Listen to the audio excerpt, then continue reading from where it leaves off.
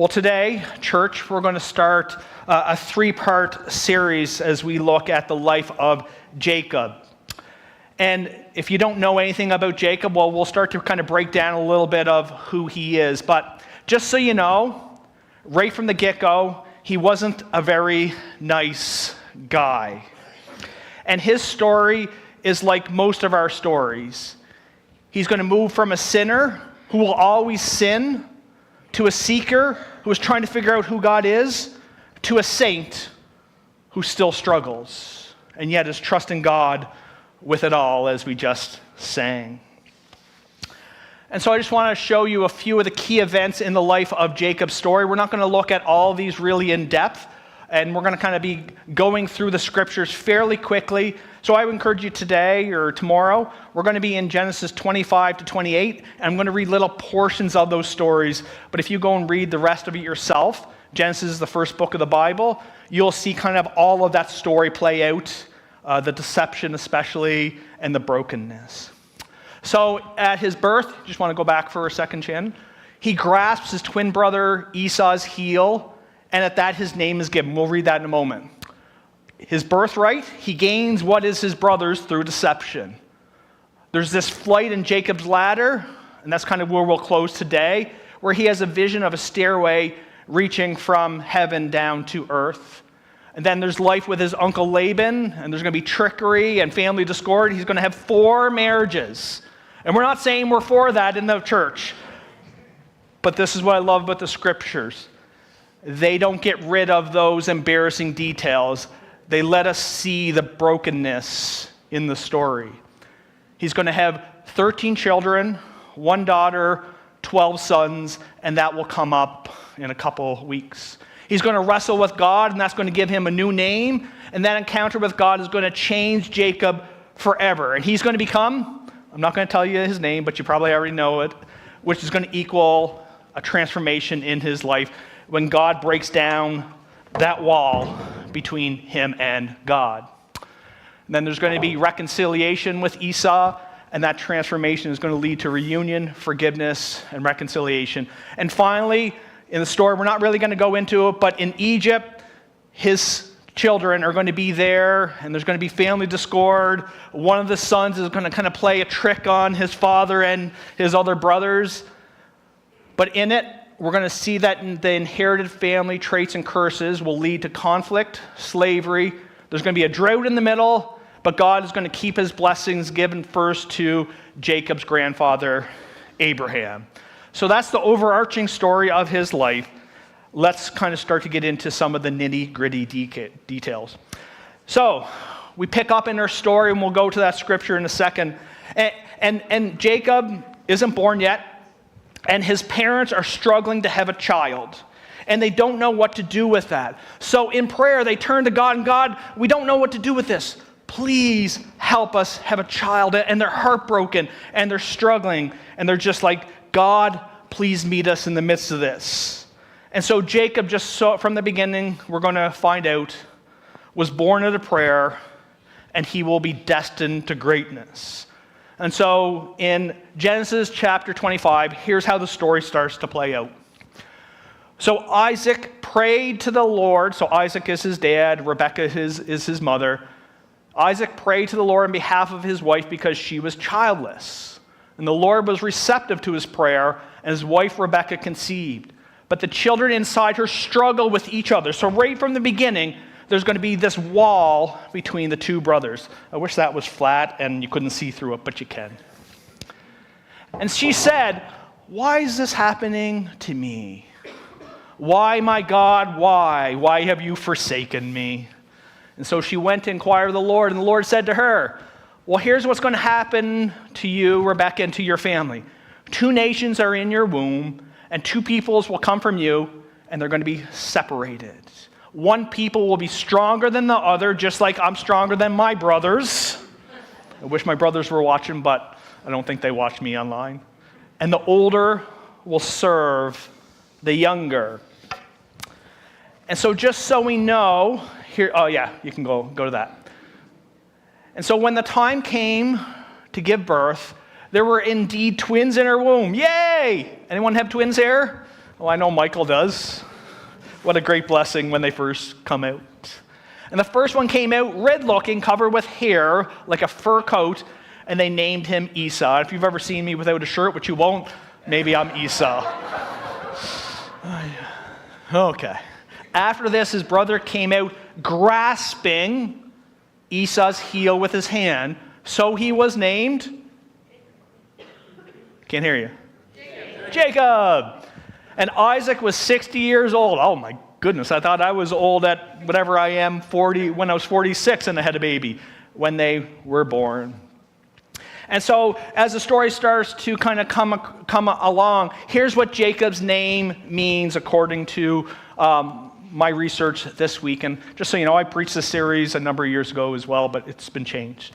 So it can mean supplanter, or one who holds on, one who follows. With the interpretation is he's going to try to circumvent, cheat, deceive, and grab what isn't his right from the very beginning. And right from the moment of conception, he is a restless and aggressive spirit.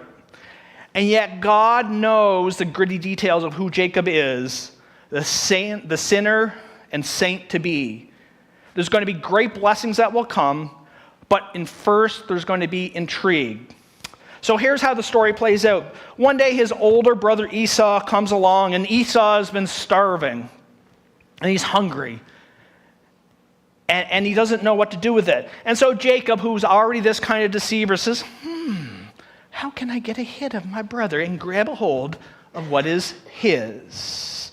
Or how can I grab my brother's blessing? He says, hey brother, I realize you're a little hungry. I have some food for you. And it's that age-old what happens next. Cross your heart and hope to die. Stick a needle in your eye. Pinky swear. And this is what's starting to go on. He's playing his brother. If you want to put up the next screen. Verse 31. So all right, Jacob replied, but trade me your rights as a firstborn son. Look, I'm dying of starvation. Maybe he looks like me. He probably does. He's not dying of starvation. Well, what good is my birthright to me now, Esau says. But Jacob said, first you must swear, stick a needle in my eye, that your birthright is mine. And so Esau swore an oath, thereby selling all his rights as the firstborn to his brother Jacob. And then Jacob gave Esau some bread and lentil stew. Esau ate the meal, then got up and left, and he showed contempt for his rights as the firstborn son. And essentially Esau is like, who cares? Just take it. I just want some bread. I just want some stew. And if you've ever had warm stew and hearty stew, man, that's hard to pass up.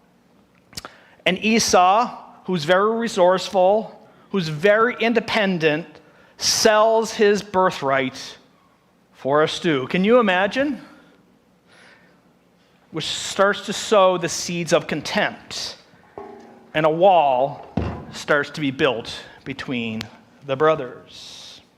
Thank you, Mark Seifer, for this analogy that you gave a while ago. And yet Jacob wants more. He's a little greedy. And so we read this in Genesis chapter 27. Just so you know, chapter 26 kind of goes back in time. It's back to the future and kind of takes a look at Isaac's story.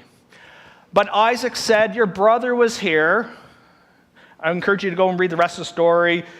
Jacob dresses up like his brother, pretends to sound like his brother, and he tricks his father. And this is kind of the fallout of it. And so then when Esau comes in from the field, Isaac said, your brother was here and he tricked me. He has taken away not just your birthright, but your blessing. And Esau exclaimed, no wonder his name is Jacob. He's probably angry and seething, for now he has cheated me twice. I don't know if you have a brother or sister like that, or you're that brother or sister, but man, that does not feel good. First, he took my rights as a firstborn, and now he has stolen my blessings. Oh, haven't you saved even one blessing for me, Dad? Come on, Dad. You got more for me. And his dad says, What have have left to give to you? And just so we know, Esau is resilient. He's resourceful. And it reminds me of John Rambo. Anyone know who John Rambo is?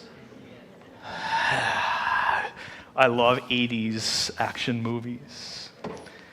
And basically, Esau is about to break because even John Rambo type people have their breaking points. And his inner Rambo is about to emerge. As Rambo says in his movies, can I do a Rambo impression? Don't push it. I'll give you a war you won't believe. Not very good, but...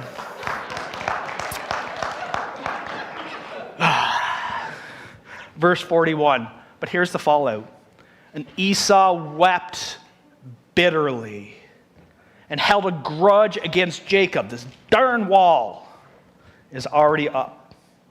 And Esau determined in his heart, the days of mourning for my father are approaching, and then I'm just going to love my brother Jacob.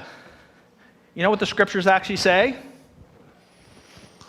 Then I will kill my brother Jacob. I know my brothers wanted to kill me or hurt me when I was younger. Thankfully, they didn't. Or to quote John Rambo, he drew first blood, not me. And then Rebecca, his mom, hears of this and she says, baby boy, it's time for you to get out of Dodge. What's coming down the pipe isn't going to be good for you. You need to go to Haran. And just so you know, Haran, at least from what my research said, it's 550 miles away. There's no airplanes, there's no trains, there's no cars. And so he goes on this epic journey. And during that epic journey, God is going to transform his heart, even if all the walls aren't fixed right away. And yet in that story, this guy Jacob is going to be angry at God.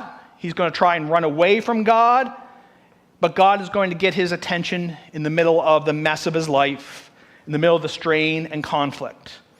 And yet, if I can be so bold, I want to go off on a little tangent here, sidetrack for a moment. Who Jacob is has its roots in a very dysfunctional family.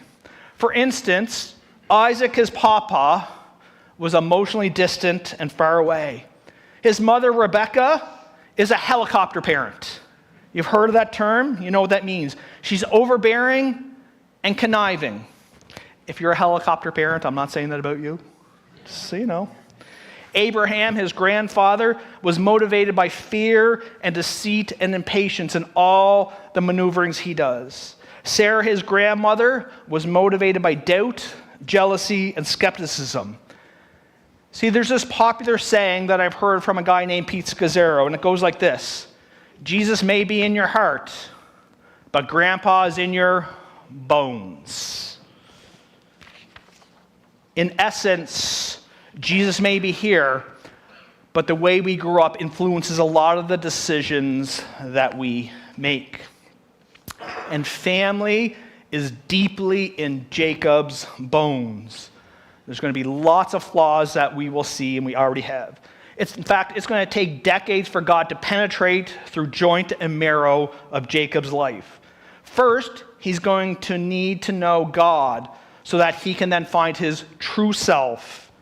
And guess what it begins with? A fiesta. That'd be great. A siesta and a dream. In Genesis 28, we'll jump ahead. And so Jacob left Beersheba and went towards Haran, 550 miles away. So just so we know, there's going to need to be lots of pit stops and breaks and stuff like that. And he reached a certain place, and he spent the night there because the sun had set. And so he took one of the stones from the place, put it there at his head, and lay down in that place. And he dreamed. And I love dreams. And this is what he saw. A stairway was set in the ground with its top reaching the sky, and God's angels were going up and down on it. I remember a dream I had a few years ago, and I was struggling kind of in my personal walk with different things. And in my dream, a demon had entered into my dream and into my house. And this wasn't the first time I had this kind of dream. In fact, that has been a recurring type of dream I've had over the years, beginning when I was 14 years old. When I was 14, I was immensely afraid and fearful of that. And that started to produce a deep fear in me for the rest of my life. And it trapped me for about a decade and a half. And this dream I had a couple years ago, just so you know, 2 days later, I went to Tim Hortons and I was going to work there for a while just to get out of the house, to kind of get out of my own head. And I sat at Tim Hortons and all of a sudden I saw this acquaintance kind of walk in. I was going to name him Bob. And Bob was, "Hey, how are you? What are you doing here?" "Oh, I came here to work." And Bob approached me and he said, "You know what, Chad? God told me to come here. I don't even like Tim Hortons and Wendy's. I was going to Truro to do a painting job, and God told me to come right here because there was someone that I had to meet, and I didn't know who it was. And God gave me this message from Isaiah." And I'm not going to tell you what passage it is because it's not relevant necessarily. "And God is going to transform your fear and your struggle." And all that came from a simple dream. And I use that as an example because in dreams from God, we often get clarity about what we're going through and what God is going to do. Jacob's clarity is this: he's going to journey from a deceiver, dying to his false self, and he's going to gain a new life symbolized with a new name that isn't given yet. But it all begins with an ordinary moment when he's taking a bit of a pit stop. He's resting and he's sleeping, and in that moment, God gets Jacob's attention just like he got my attention. In verse 13 to 14, Jacob starts to see angels kind of climbing up and then down a ladder. And then on top of that ladder, if you want to see an amazing moment, I was reading this week and it was just like, I just started weeping because of what I saw. Stood the Lord. "Jacob, I am the Lord of all these people in your family." If you go and read it, he starts to name off his family's names. "I'm the God who worked in your family's character despite all the flaws that was so evident. I'm the God of all the details of all of your life, the good, the bad, and the ugly." And then Jacob wakes up and he realizes that he doesn't have to manipulate life anymore, although he will still continue to try and manipulate life. However, this is where God is about to work out the kinks in his flaws and his sins. In verse 15, it goes like this. Here's what God says to him. I think this is very, very important today. "What's more, I'm with you." What did we just celebrate at Christmas? The incarnation, Immanuel, God with us. "I'm with you, Jacob, and I'll protect you wherever you go. One day even, I will bring you back to this land. I'm not going to leave you until I have finished giving you everything I have promised you, everything I have promised your grandfather." And then Jacob awoke from his sleep and said, "Surely the Lord was in this place, and I wasn't even aware of it." But he was so afraid and said, "What an awesome place this is. It is none other than the house of God, the very gateway to heaven." And so begins Jacob's training sessions with 3 lessons that we're going to look at very briefly today. So I don't have my Bible up here. I need it because I forgot to get a passage.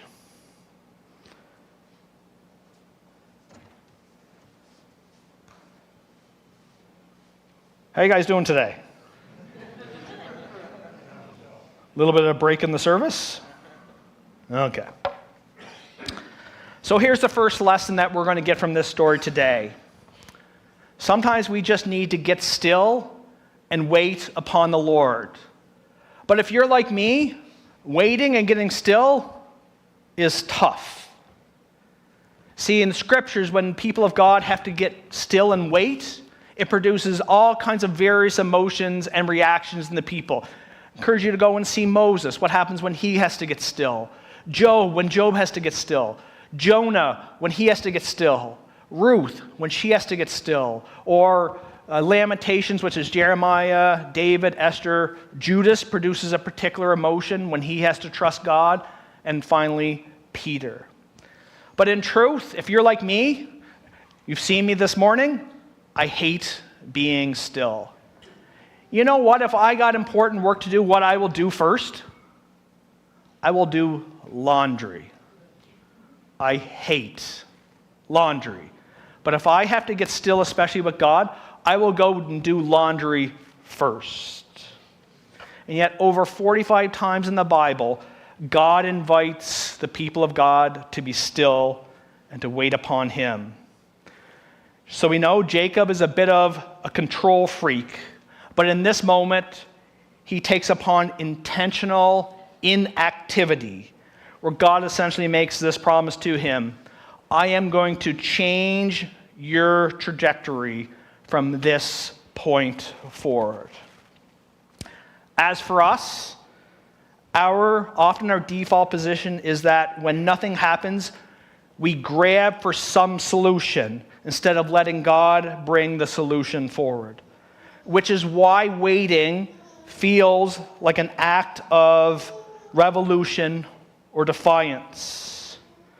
It feels wrong, but it's the first act of defiance against our inner Jacob. For spiritual transformation doesn't happen with a snap of our fingers. It's what Eugene Peterson, Michael referenced this a couple weeks ago, labeled as a long obedience in the same direction. To break the cycles in our lives takes a lot of spiritual work. And I will argue that first we need to get still and wait upon God. So that's the first lesson. Sometimes we need to get still and wait upon God and acknowledge that it's tough. Here's the second lesson I think we can learn from Jacob's story. We can actually meet God in the ordinary. And yet, even in the ordinary, when God shows up, it is hard sometimes to be aware of God, which can be its own struggle. And so Jacob comes to an ordinary place, pitches a tent, and yet he's oblivious, at least initially, to God's presence.